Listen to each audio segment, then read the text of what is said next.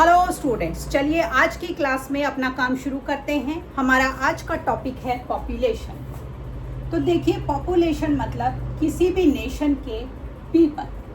अब पीपल जो होते हैं, हम जिन्हें बोलते हैं ह्यूमंस, किसी भी देश को, किसी भी इकोनॉमी को डेवलप करने के लिए, किसी भी इकोनॉमी को बेटर करने के लिए सबसे इम्पॉर्टेंट रिसोर्स होते हैं।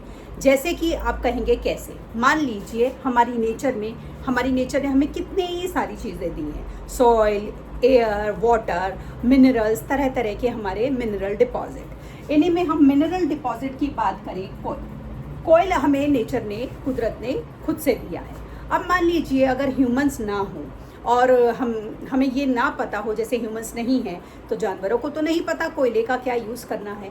तो ये जो कोयल है, जो नेचर में प्लेंटी ऑफ अमाउंट में है, मैं सिर्फ कोयले की ही मैंने एग्जांपल लिया है। Plenty of resources are there in our nature. तो कोयला जो है किसी के लिए भी क्या है, ये एक जस्ट स्टोन है। लेकिन ह्यूमंस ने क्या करा? ह्यूमंस ने इसकी टेक्नोलॉजी को निकाला कि इसको एज अ फ्यूल हम यूज़ कर सकते हैं। ये एक बेहतरीन सॉलिड फ्यूल है। इससे जब हम जलाते हैं तो इससे स्टीम प्रोड्यूस होती है, उसे हम स्टीम इंजन चला सकते हैं। हम बड़े सारे टर्बाइंस को मूव करके इलेक्ट्रिसिटी को प्रोड्यूस कर सकते हैं। तो जो कुदरत में अगर ये एक स्टोन था, इस स्टोन को रिसोर्स किसने बनाया? इस स्टोन को रिसोर्स बनाया पीपल। ठीक। अब इसी तरह हम बात करते हैं हमारे डिज़ास्टर्स की। जैसे कि हमें पता है हमारे बड़े सारे तरह के डिज़ास्टर्स होते हैं। सुनामी आ गए, साइक्लोन्स आ गए, हमारे फ्लड्स आ गए। अब मान लीजिए ये डिज़ास्टर किसी ऐसी जगह को हिट कर रहे हैं जहाँ पर ह्यूमन सिविलाइजेशन नहीं है। तो ये जब ऐसी जगह को हिट कर रही हैं जहाँ पर ह्यूमन सिविलाइजेशन नहीं है, तो शायद इन डिज़ास्टर्स की इंटेंसिटी या कितना इन्होंने डैमेज किया है उसको मेजर करने की कोशिश हम नहीं करेंगे। वो कितने डेंजरस थे, वो कितने ज़्यादा उन्होंने नुकसान करा, इसको हम तभी कैलकुलेट करते हैं किसी भी डिज़ास्टर को जब वो डिज़ास्टर अटैक करता है ह्यूमन सिविलाइजेशन पर, ह्यूमंस पर।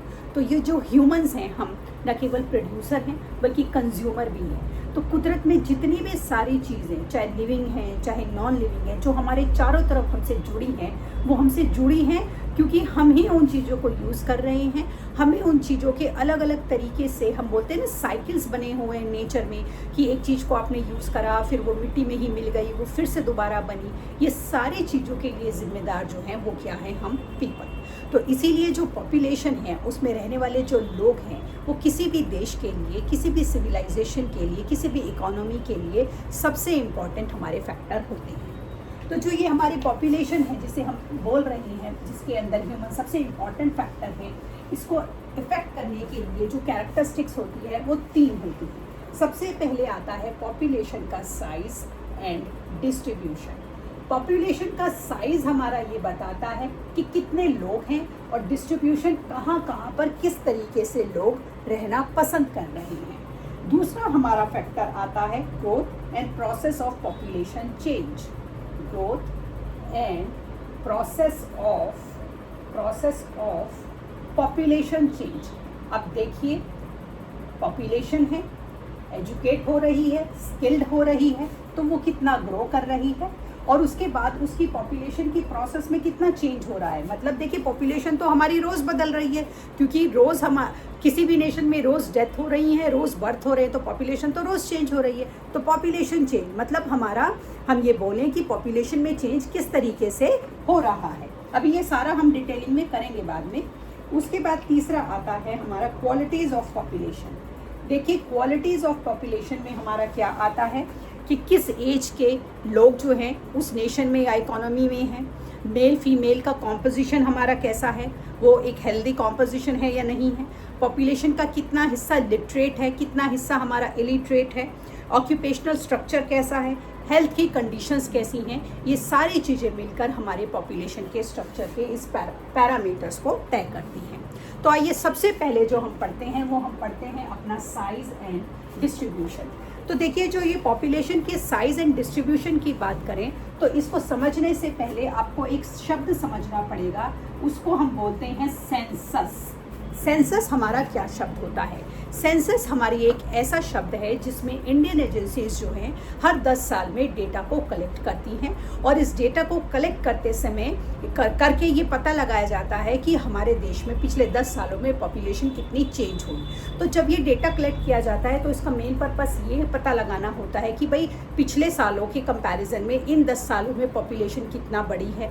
उससे ये एस्टिमेट लगाते हैं कि आगे आने वाले समय में पॉपुलेशन के बढ़ने के कितने चांसेस हैं, ताकि जितने भी पॉलिसीज़ हैं, जितने भी हमारी प्लानिंग है, उसको उसी हिसाब से तैयार किया जाए कि देश में आगे आने वाले समय में पॉपुलेशन कितनी होगी, लोगों की ज़रूरतें कैसी होंगी। उसी के हिसाब से हम अपने इंफ्रास्ट्रक्चर को, अपने टेक्नोलॉजी को, अपनी सारी चीज़ों को किस तरह से प्रिपेयर करें कि जो पॉपुलेशन में हमारा चेंज होगा वो हमारे देश का जो हम बोलें अर्थव्यवस्था है, हमारी कॉमन इकोनॉमी है, उस पॉपुलेशन चेंज को आसानी से एक्सेप्ट कर पाए।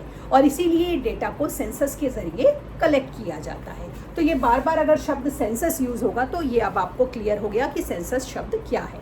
तो अब हमारे अपने मुद्दे पर आते हैं, हमारा साइज़ एंड डिस्ट्रीब्यूशन। तो देखिए, अगर हम पॉपुलेशन के साइज़ और डिस्ट्रीब्यूशन दोनों की बात करें तो ये हमारे पूरे देश में ये बिल्कुल भी इवन नहीं है। ये हमारे ये किसी भी देश में बिल्कुल भी इवन नहीं होता। अगर हमें किसी भी देश की पॉपुलेशन की साइज़ को निकालना होता है तो इसको निकालने का सबसे अच्छा तरीका हम क्या करते हैं, उस देश की जितनी भी लैंड है, एरिया ऑफ नेशन को आप डिवाइड कर दें उस देश की टोटल पॉपुलेशन से। तो हम ये बोलते हैं जब एरिया ऑफ नेशन को हम देश की पॉपुलेशन से डिवाइड कर देते हैं तो आ जाता है हमारा, ये आ जाता है पर person area in square kilometre, आपका जो है वो एरिया आ जाता है कि एक आदमी के लिए देश में अंदाज़न एवरेज किया जाता है ये कितना पर स्क्वायर किलोमीटर लैंड अवेलेबल है। तो अब जैसा कि मैंने आपको कहा कि जो साइज़ और डिस्ट्रीब्यूशन है पॉपुलेशन का किसी भी देश में ये इवन नहीं होता। तो अब हम इंडिया के कंटेक्स्ट में बात करते हैं। हमारी कुछ ऐसे स्टेट्स हैं जहाँ पर पॉपुलेशन काफ़ी कम है, जैसे हमारी पेनिनसुलर स्टेट्स, हमारी हिमालयन स्टेट्स हो गई, हमारे पहाड़ी हिस्से हो गए, और कुछ हमारे मैदानी इलाके जैसे कि हमारे नॉर्दर्न प्लेन्स में हमारी जो सेंट्रल स्टेट्स होती हैं, जैसे कि हम बोले अपनी सेंट्रल स्टेट्स में हमारा मध्य प्रदेश, हमारा यूपी, राजस्थान, महाराष्ट्र, वेस्ट बंगाल, अगर केरला वैसे नीचे साउदर्न पार्ट में आता है, इसमें आप केरला को भी ऐड कर लीजिए। ये हमारी कुछ ऐसे स्टेट्स हैं जो कि डेंसली पॉपुलेटेड है। अब आप कहेंगे कि ऐसा क्यों है कि कुछ स्टेट जो हैं, जो कि हमारी पेनिनसुलर स्टेट्स हो गई, हमारी हिमालयन स्टेट्स हो गई, ये तो हमारी लेस पॉपुलेटेड हैं, लेकिन ये स्टेट्स जैसे कि मैंने आपको बताया यूपी हो गया, हमारा मध्य प्रदेश, राजस्थान, ये डेंसली पॉपुलेटेड क्यों है? इसका रीज़न होता है कि वहाँ पर जो हमारी ये स्टेट्स हैं जो डेंसली पॉपुलेटेड हैं, वहाँ पर टफ टेरियन नहीं होता, क्लाइमेटिक कंडीशंस काफ़ी फेवरेबल होती हैं, बेटर एजुकेशनल फैसिलिटीज़ होती हैं, ऑक्यूपेशनल जो हमारी अपॉर्चुनिटीज़ होती हैं, काम के रोज़गार से रिलेटेड वहाँ पर ज़्यादा होती हैं, वहाँ पर हेल्थ फैसिलिटीज़ आपको ज़्यादा मिलती हैं। तो ये सारी चीज़ें जो हैं ये बहुत ज़्यादा मिलकर तय करती हैं कि किसी भी देश में जो पॉपुलेशन की डेंसिटी है वो किसी स्टेट में बहुत ज़्यादा या किसी स्टेट में कम क्यों है। क्योंकि जैसे कि हमारी हिमालयन स्टेट्स हैं, हमारी पेनिनसुलर स्टेट्स हैं, यहाँ पर टफ टेरियन होता है, क्लाइमेटिक कंडीशंस बहुत ज़्यादा सीवियर होती हैं हमारी, और यहाँ पर बेटर एजुकेशनल फैसिलिटीज़ नहीं होती कई बार, और ऑक्यूपेशनल अगर हम बोले अपॉर्चुनिटीज़ बहुत रिस्ट्रिक्टेड होती हैं, बहुत लिमिटेड होती हैं, क्योंकि बड़ी बड़ी कंपनीज़ भी तो वहीं पर अपने इंडस्ट्रीज़ लगाएंगी जहाँ पर उनको पावर की सप्लाई, लेबर की सप्लाई और पानी की सप्लाई मिलेगी, और ये सारी चीज़ें जो हैं हमारे किसी भी देश के किसी भी जगह के हम बोलते हैं शहरों का निर्माण करती है। तो इसीलिए जहाँ पर ये सारी चीज़ें ज़्यादा होती हैं, एजुकेशनल फैसिलिटीज़, ऑक्यूपेशनल फैसिलिटीज़, वहाँ पर किसी भी देश की जो पॉपुलेशन का डिस्ट्रीब्यूशन है, साइज़ है या डेंसिटी है, वो अपने आप ज़्यादा हो जाता है। तो इस तरीके से ये चीज़ें हमारी पॉपुलेशन की डेंसिटी को डिटरमाइन करने का एक one of the most important factor होती हैं। तो आज की क्लास में इतना ही, आगे का टॉपिक कल करेंगे। तब तक के लिए शुभ रात्रि।